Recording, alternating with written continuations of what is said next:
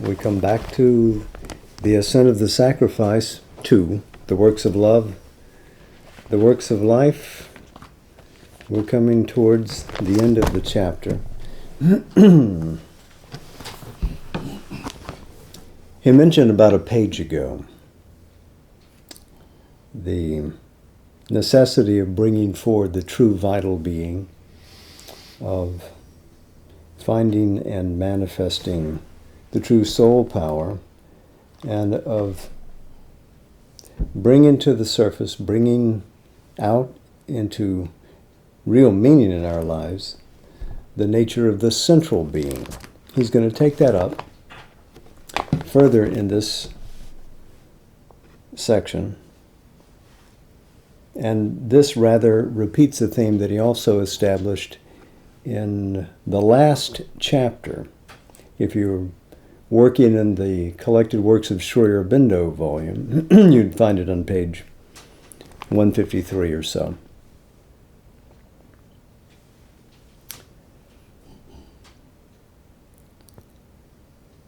So he continues. It is then by a transformation of life in its very principle, not by an external manipulation of its phenomena, that the integral yoga proposes to change it from a troubled and ignorant into a luminous and harmonious movement of nature. There are 3 conditions which are indispensable for the achievement of this central inner revolution and new formation. None of them is altogether sufficient in itself, but by their united threefold power, the uplifting can be done, the conversion made, and completely made. Remember, the title of the chapter is The Ascent of the Sacrifice. This is an upward movement. The uplifting can be done, he writes. The conversion made, so conversion into the true principle of life, which, as he is described in the Life Divine, really hails from the nature of the Chit Shakti. It is the aspect of the divine power that has implanted itself in the involutionary and evolutionary scheme as the power of life. Not simply life, but prana. Prana is not simply the breath force. It is a great universal power. So, he is suggesting conjoining the higher reality, the source of life here, with the actual life power as we experience it, and a transformation that results from that conjunction. So the 3 conditions.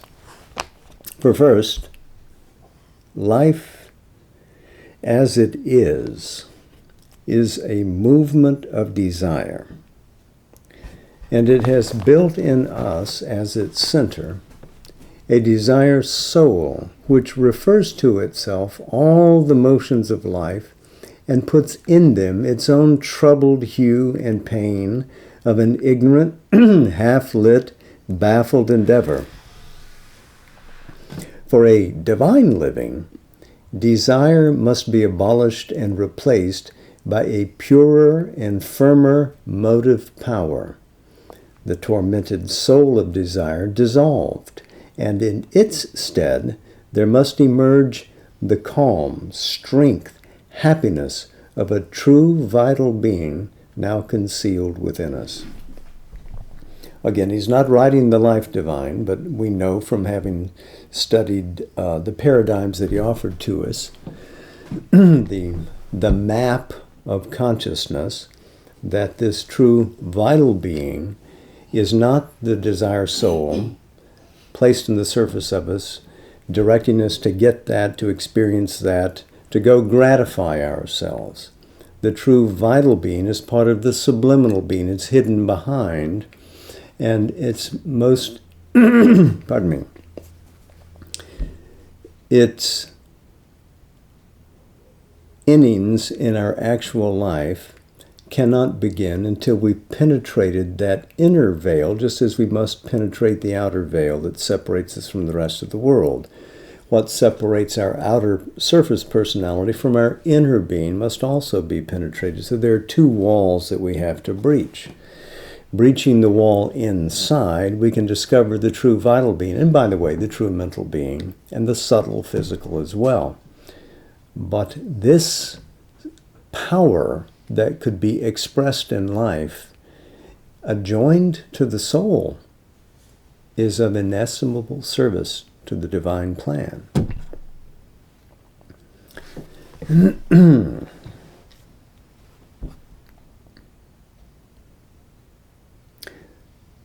Calm, strength, happiness. Calm, shama, strength. What comes from tapas, bala. Happiness, the felicity, the ananda, the delight, sukham, which is already part of us. The deeper vital being in us is not restlessly looking for gratification, for the satisfaction of its desires. It is ebullient and by its own nature happy, satisfied, complete, ready to go and work. Next, life as it is driven or led partly by the impulse of the life force, partly by a mind which is mostly a servant and abettor of the ignorant life impulse, but in part also its uneasy and not too luminous or competent guide and mentor. For a divine life, the mind and the life impulse must cease to be anything but instruments, and the inmost psychic being must take their place as the leader on the path and the indicator of a divine guidance. So the psychic, as we mature and become ready to practice an integral yoga that unites all opposites and contraries and brings heaven into earth,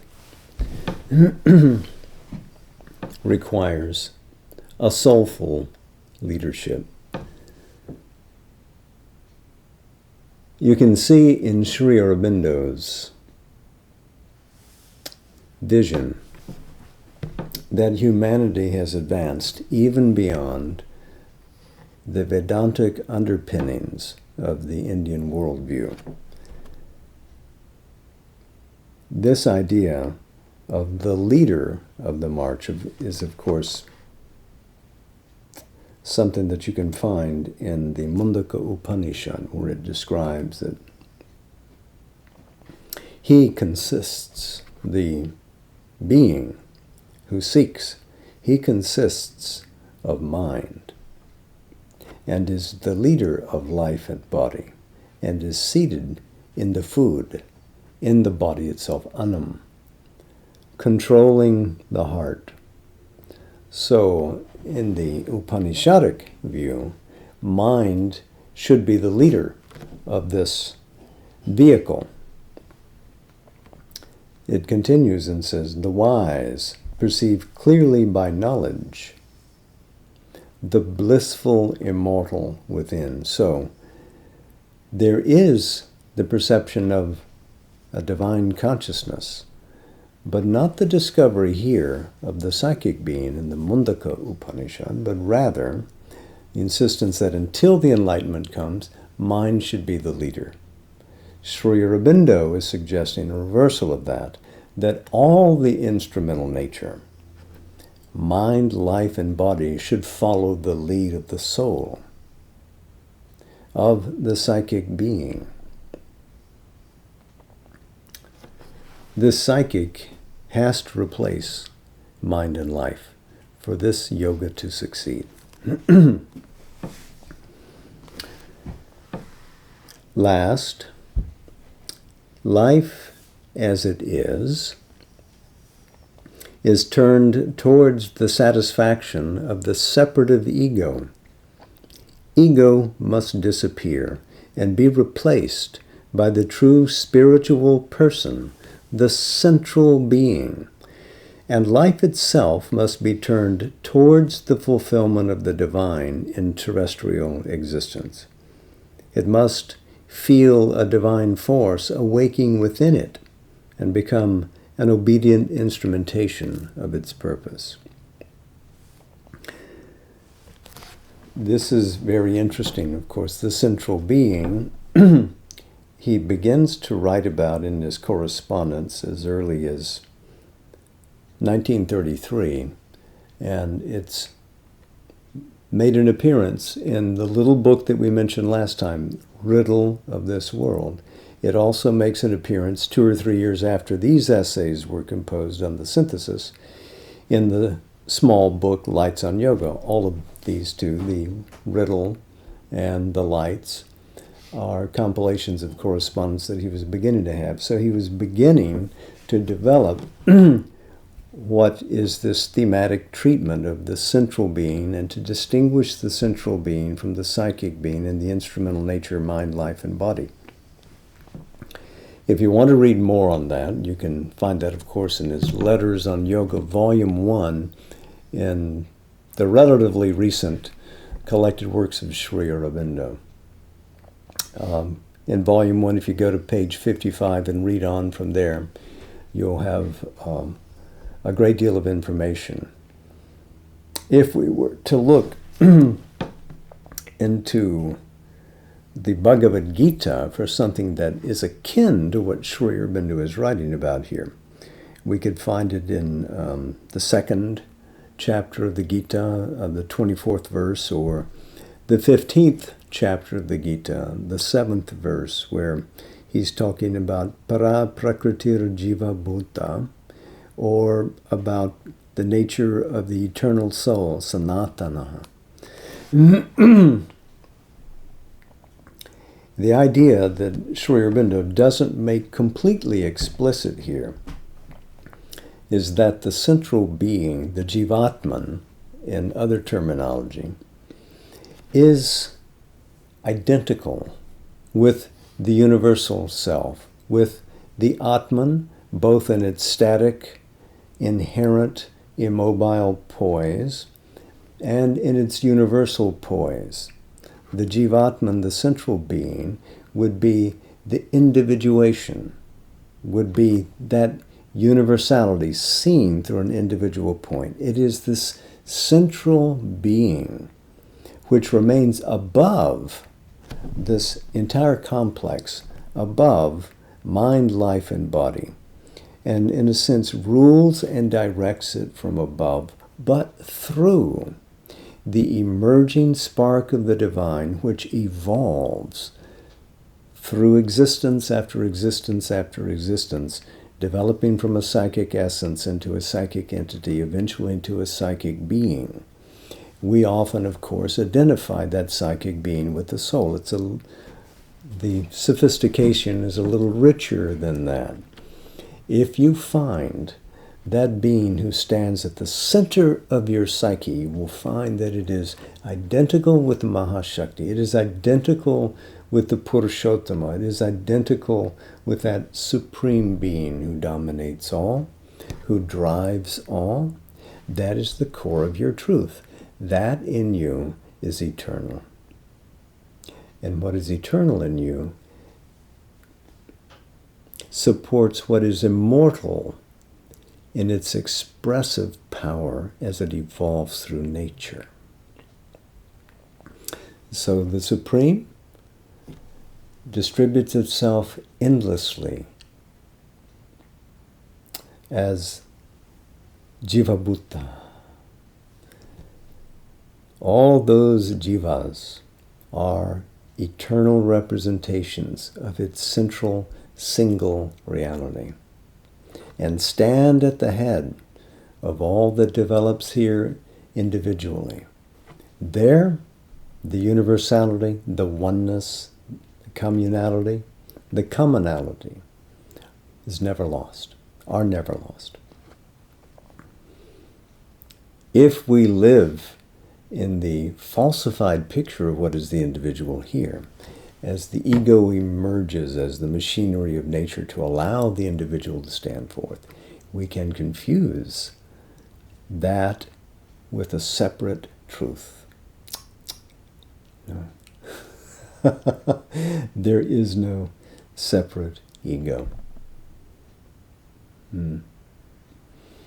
No spiritual philosophy that penetrates and gets to the state of what we would call enlightenment or realization permits that fiction to continue.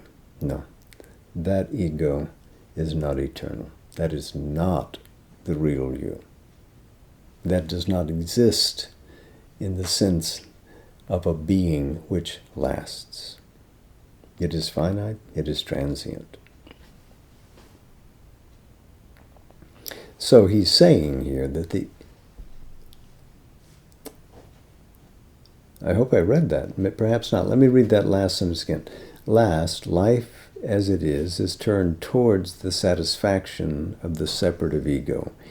Ego must disappear and be replaced by the true spiritual person, the central being, and life itself must be turned towards the fulfillment of the divine in terrestrial existence. It must feel the divine force awaking within it and become an obedient instrumentation of its purpose. So there is a universal will expressing the divine intent in manifestation. We can give up desire, but the will of the universe, representing the divine universe, progressively replaces it, and eventually even the universal will surrenders itself to the clear manifestation of the divine will, and you become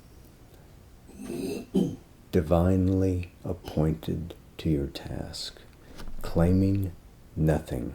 The fruit is not yours. You enjoy the work perfectly and work energetically.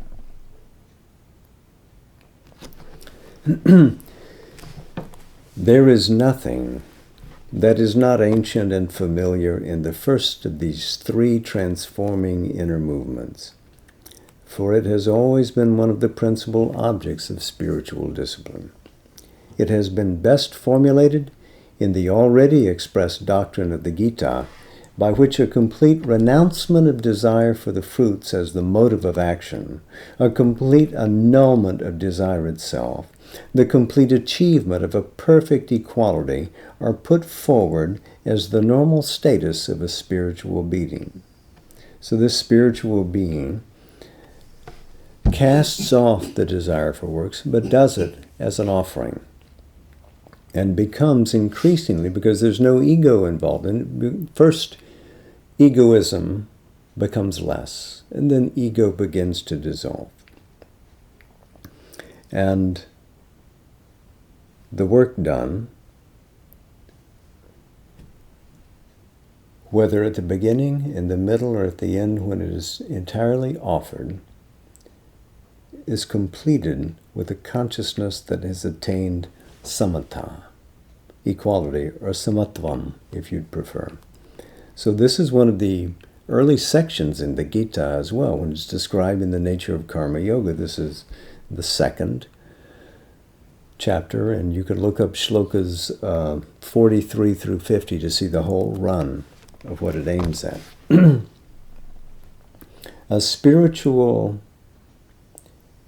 A perfect spiritual equality is the one true and infallible sign of the cessation of desire, to be equal-souled to all things, unmoved by joy and sorrow, the pleasant and the unpleasant, success or failure, siddhi, asiddhi. To look with an equal eye on high and low, friend and enemy, the virtuous and the sinner, to see in all beings the manifold manifestation of the one, and in all things the multitudinous play or the slow masked evolution of the embodied spirit. It is not a mental quiet, aloofness, indifference, not an inert vital quiescence, not a passivity of the physical consciousness, consenting to no movement or to any movement that is the condition aimed at, though these things are sometimes mistaken for the spiritual condition. But a wide, comprehensive, unmoved universality such as that of the witness spirit behind nature, Purusha behind Prakriti. For all here seems to be a mobile, half-ordered, half-confused organization of forces. But behind them, one can feel a supporting peace, silence, wideness. Not inert, but calm. Not impotent, but potentially omnipotent, with a concentrated, stable, immobile energy in it capable of bearing all the motions of the universe. Somewhere in Sri Aurobindo's Savitri, he wrote, "In absolute silence sleeps an absolute power." So, this presence behind is equal souled to all things. The energy it holds in it can be unloosed for any action, but no action will be chosen by any desire in the witness spirit. A truth acts which is beyond and greater than the action itself or its apparent forms and impulses, beyond and greater than mind or life force or body, although it may take for the immediate purpose a mental, a vital, or a physical appearance. So it's clear, I think, that his use of the term Purusha here, or referring to Purusha, is not identical to the Sankhyan notion that the Purusha is forever abstracted from Prakriti, nature, and only involved in the connection when there is the production of an ignorant action in the world. But for Sri Aurobindo, this is a more pregnant look at what the Purusha is, as in the Gita, where it may be the supreme person, the Purushottama, as in 11.3, or Parapurusha, the Purusha beyond all, at 13.22, or Parameshwara, the Supreme Lord of all, at 13.27, who is seated equally in all beings, just as he says here. A supreme conscious person, capital P, who is universally distributed and yet maintains a silent, unseen sovereignty in all the workings of the universe and in all the manifestations of soul that occur within the workings of the universe. It is when there is this death of desire and this calm, equal wideness in the consciousness everywhere, that the true vital being within us comes out from the veil and reveals its own calm, intense, and potent presence. So look at the ground that must be set to find this true vital being. There must be the renunciation of desire, abandoning that through the practice of good work. The second thing, of course, is to establish in oneself this pure equality, unmoved if something is fair, unmoved if something is foul, not responding centrally to anything, accepting all that comes as the play of nature, as it has been enjoined upon one to endure and enjoy without fear, without quaking, abhaya. For such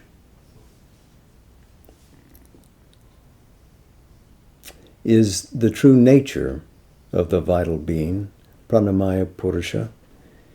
It is a projection of the divine Purusha into life, tranquil, strong, luminous, many-energied, obedient to the divine will, egoless, yet, or rather therefore, capable of all action, achievement, highest or largest enterprise.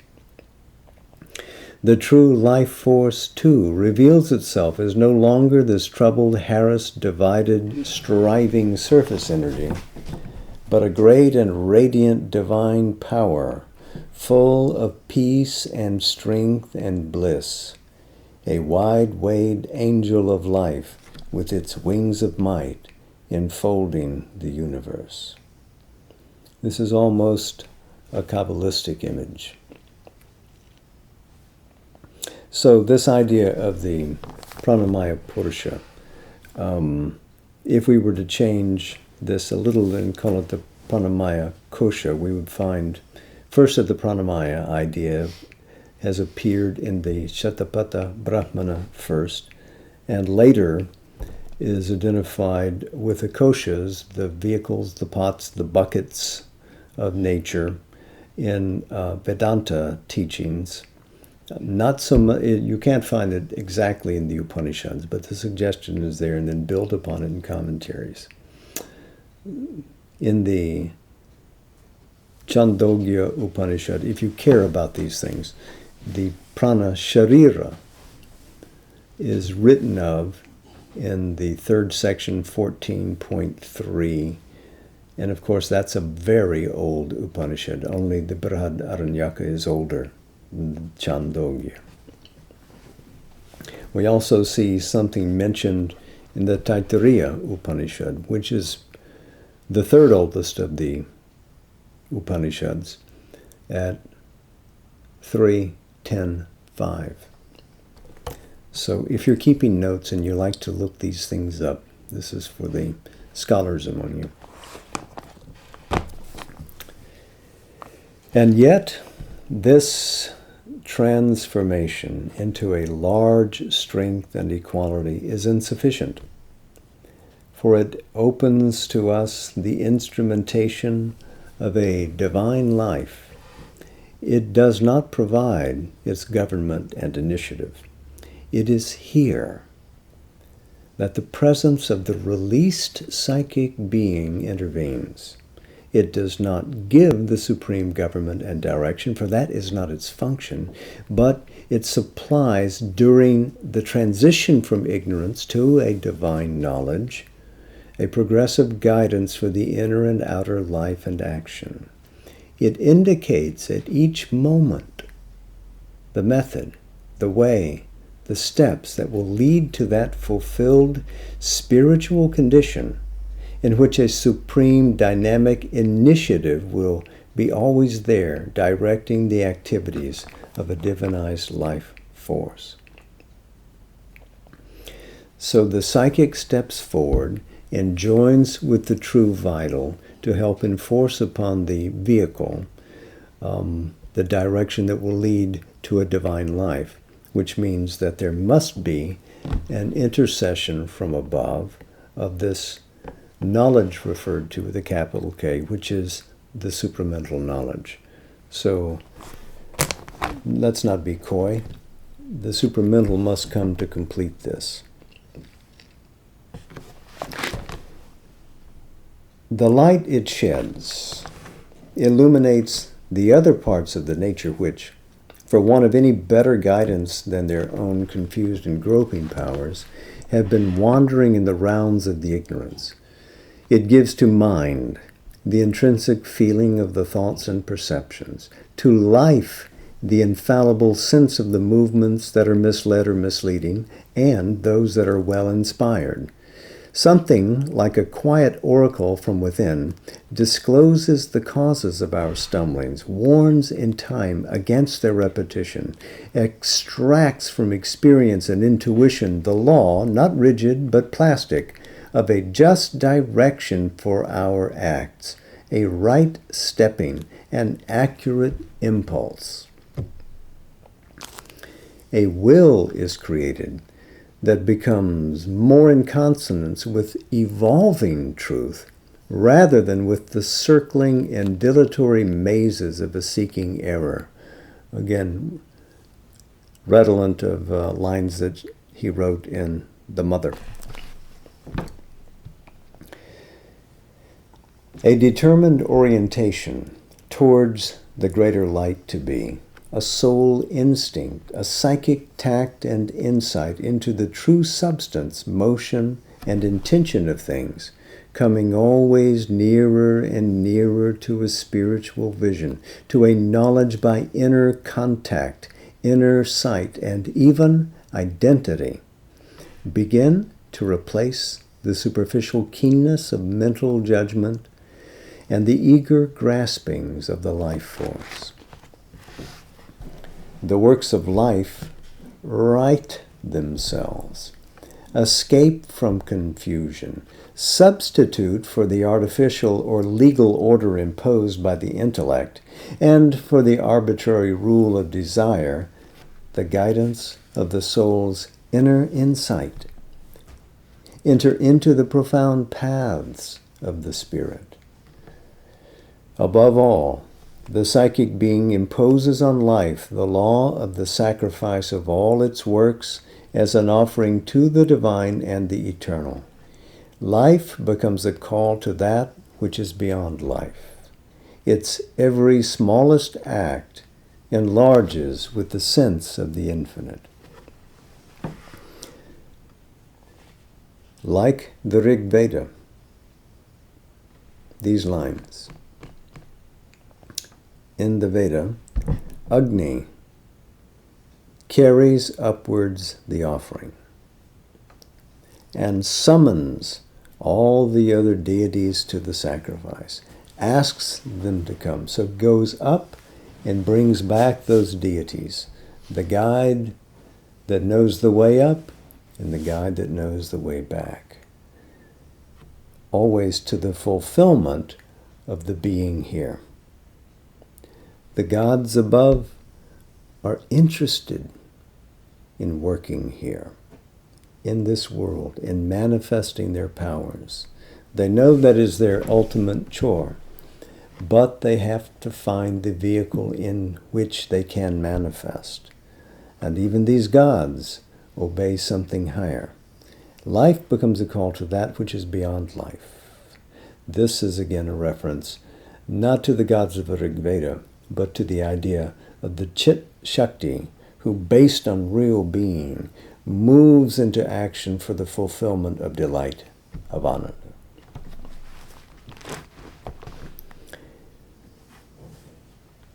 As an inner equality increases, and with it the sense of the true vital being waiting for the greater direction it has to serve, as the psychic call too increases in all the members of our nature, that to which the call is addressed begins to reveal itself, descends to take possession of the life and its energies, and fills them with the height, intimacy, vastness of its presence and its purpose.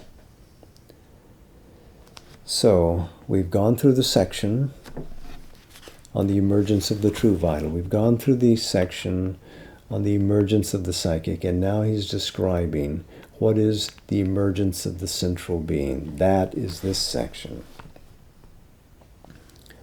So, as we move to integrity, towards the oneness, that and this together, we become increasingly sincere.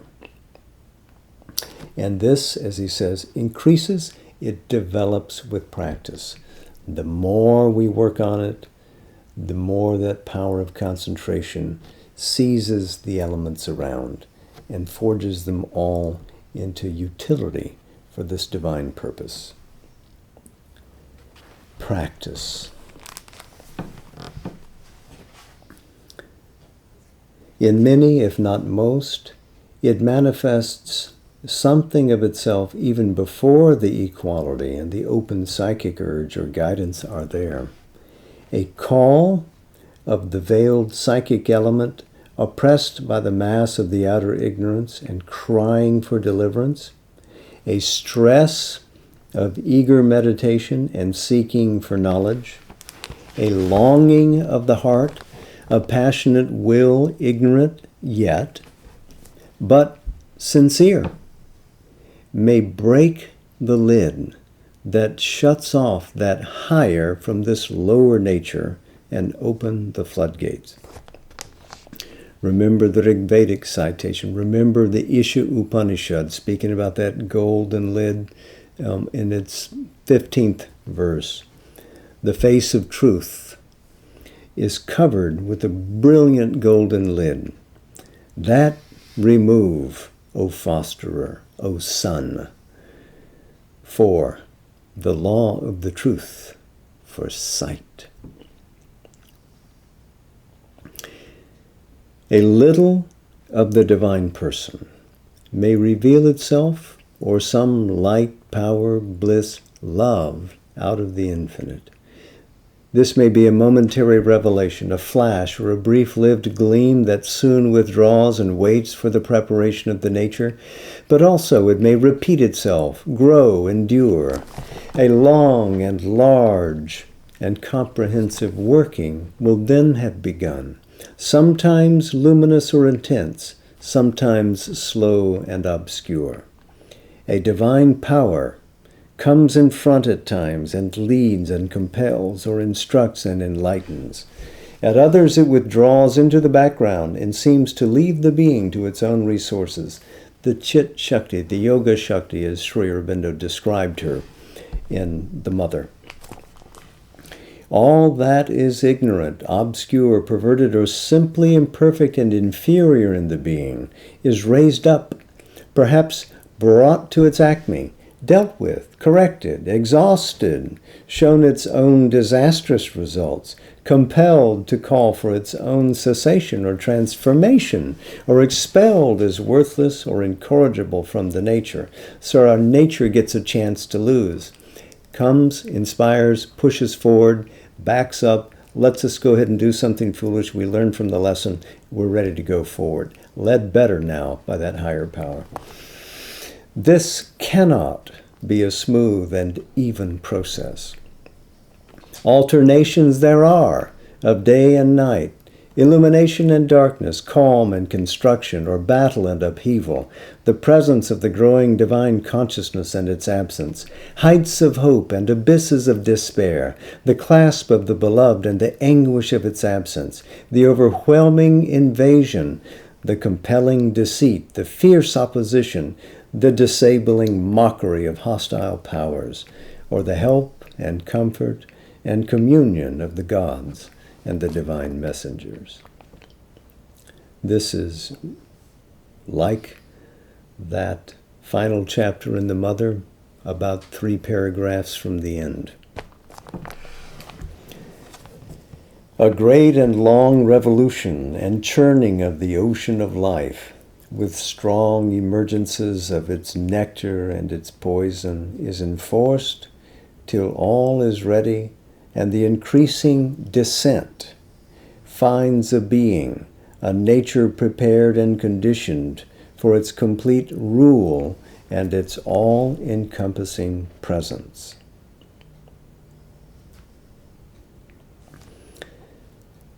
But if the equality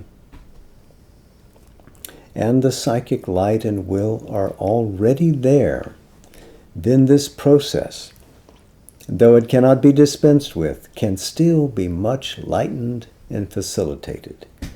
It will be rid of its worst dangers. An inner calm, happiness, confidence will support the steps through all the difficulties and trials of the transformation, and the growing force, profiting by the full ascent of the nature, will rapidly diminish and eliminate the power of the opposing forces. A sure guidance and protection will be present throughout. Sometimes standing in front, sometimes working behind the veil, and the power of the end will be already there, even in the beginning and in the long middle stages of the great endeavor. For at all times, the seeker will be aware of the divine guide and protector, or the working of the Supreme Mother Force. He will know that all is done for the best, the progress assured, the victory inevitable. In either case, the process is the same and unavoidable, a taking up of the whole nature, of the whole life, of the internal and of the external, to reveal and handle and transform its forces and their movements under the pressure of a diviner life from above, until all here has been possessed by greater spiritual powers and made an instrumentation of a spiritual action and a divine purpose. So again, this is the closing paragraph in the book, The Mother. And this idea of a descent from above, which imposes itself on the waiting vehicle, identifies with it, possesses it, happily so. It isn't displacing, it's joining with and working with the lower nature, pouring divine energy into it, and that is that great power from the Chit Shakti above that would descend through the supramental and seize upon and divinize this lower nature. This is, of course, something which has been presaged in the body of the Tantra 1,000 years ago. But here, Sri Aurobindo carries it into the very arena of the body as part of the cosmic purpose. Our souls descended for that. We are now awake to the nature of our mission, and there is no shilly-shallying. There is no time. We must act. So we'll pause there. I know we're in the middle of a section, but we'll pause there and take it up more. Perhaps we'll finish next week this chapter. Perhaps not.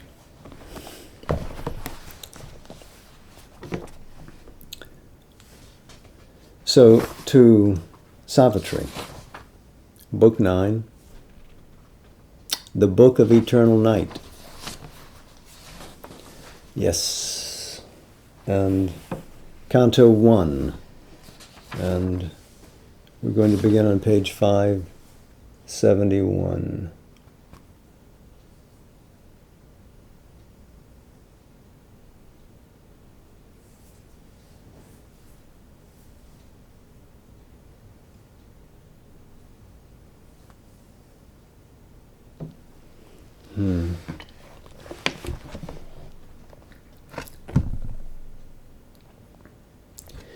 Then suddenly there came on her the change, which in tremendous moments of our lives can overtake sometimes the human soul and hold it up towards its luminous source. The veil is torn, the thinker is no more. Only the spirit sees, and all is known.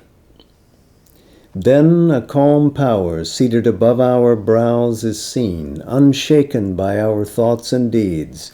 Its stillness bears the voices of the world. Immobile, it moves nature, looks on life. It shapes immutably its far-seen ends. Untouched and tranquil amid error and tears, and measureless above our striving wills, its gaze controls the turbulent whirl of things. To mate with the glory it sees, the spirit grows. The voice of life is tuned to infinite sounds. The moments on great wings of lightning come, and godlike thoughts surprise the mind of earth. Into the soul's splendor and intensity, a crescent of miraculous birth is tossed, whose horn of mystery floats in a bright void. As into a heaven of strength and silence thought is ravished, all this living mortal clay is seized, and in a swift and fiery flood of touches shaped by a harmonist unseen. A new sight comes. New voices in us form a body of the music of the gods. Immortal yearnings without name leap down. Large quiverings of Godhead seeking run and weave upon a puissant field of calm a high and lonely ecstasy of will. This, in a moment's depths, was born in her. Now, to the limitless gaze disclosed that sees things barred from human thinking's earthly lids, the spirit who had hidden in nature soared out of his luminous nest within the worlds. Like a vast fire, it climbed the skies of night. Thus were the cords of self-oblivion torn.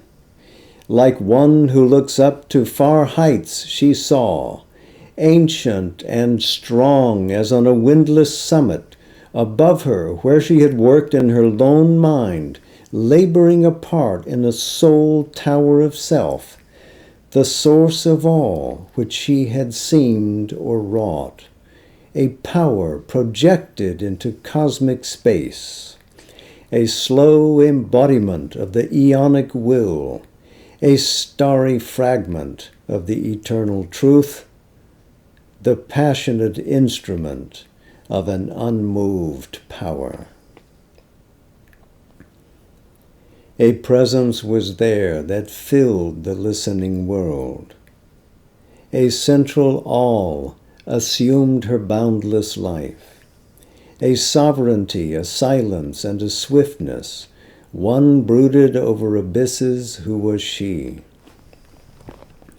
As in a choric robe of unheard sounds, a force descended, trailing endless lights. Linking time's seconds to infinity, illimitably it girt the earth and her.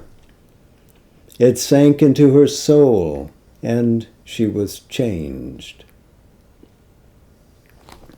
Then, like a thought fulfilled by some great word, that mightiness assumed a symbol form. Her being's spaces quivered with its touch. It covered her as with immortal wings.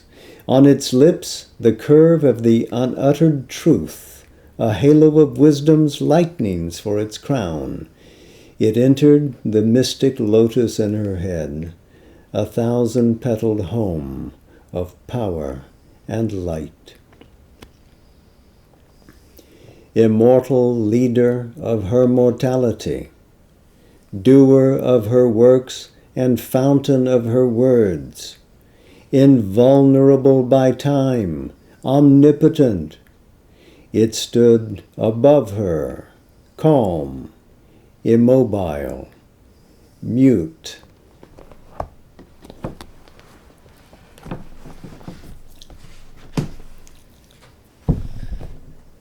So, namaste.